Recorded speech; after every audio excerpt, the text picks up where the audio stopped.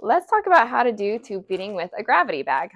Gravity bags come individually packaged, so you can take it out, and we're going to use one bag every 24 hours. So you can use it all day, toss it when you're done, and get a new bag for the next day. In that bag is the bag and the tubing connected to it. So let me get this unwrapped. And then for now, I'm going to hang it up here so you can see the tubing.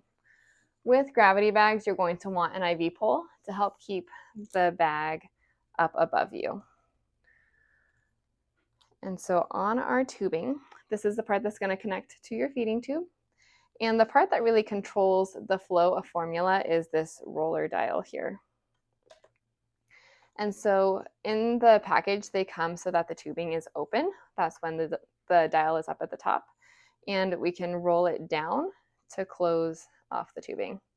So before you get started pouring formula into the bag, I highly recommend closing this so that the formula doesn't leak out on us. You can take your formula, and your dietitian will tell you how much formula to pour into the bag at a time. We'll give it a little shake and open the cap. And then we can pour that into our bag here.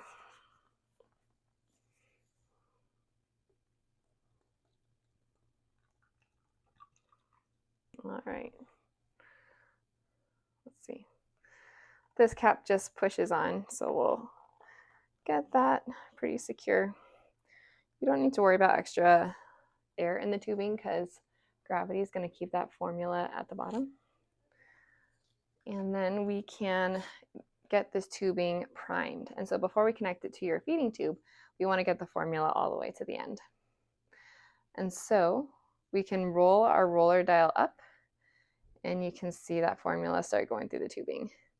The higher up it goes, the faster the formula will flow.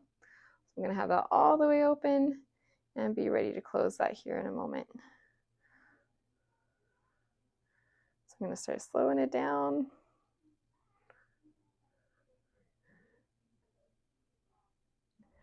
And stop so it doesn't spill too much, hopefully. All right, so I've got this ready to go. And then before we connect it to your feeding tube, we always want to flush the feeding tube with water whenever we start or stop tube feeding.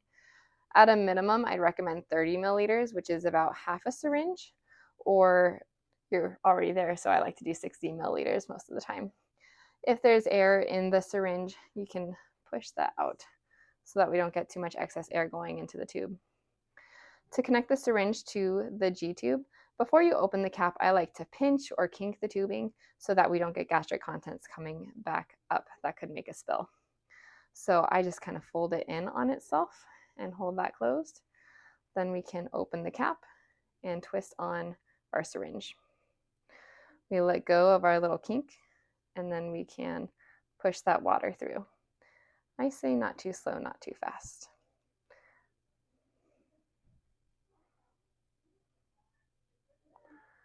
All right, then we can pinch our tube again, disconnect our syringe, and then we can connect our tubing.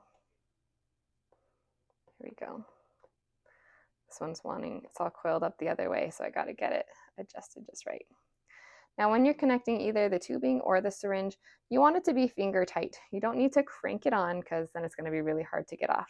So just finger tight will do the trick. Then once it's all connected, we can start our gravity. So I'm going to roll this up, and to see how fast it's dripping, you really want to look at this chamber here. So typically I'm going for a fast drip, drip, drip, drip, drip, kind of like this. This is maybe on the verge of faster than I would normally do. That's probably about good. And how fast you go is really just a question of your tolerance, what feels good in your body, how much of a rush you're in. But if you're struggling with nausea, feelings of fullness, slower is going to be to your advantage. So you could even go a bit slower. Do be careful at the slower rates. Sometimes if you get it going real slow, it will eventually come to a stop. So if you're doing it very, very slowly, just make sure to check every once in a while that it's still dripping. If you're good and you've got places to be, you can just open it and let it just flow in. That's going to go pretty fast, more similar to what you would feel if you were just pushing it in with a syringe. So you can adjust that however you see fit. And then just let it go till it's empty. Once you get the bag down to be empty, formula goes through the tubing, then we can close it off. And when you're done, you can just disconnect that gravity bag. Make sure to flush it with water, and then you would go about your day.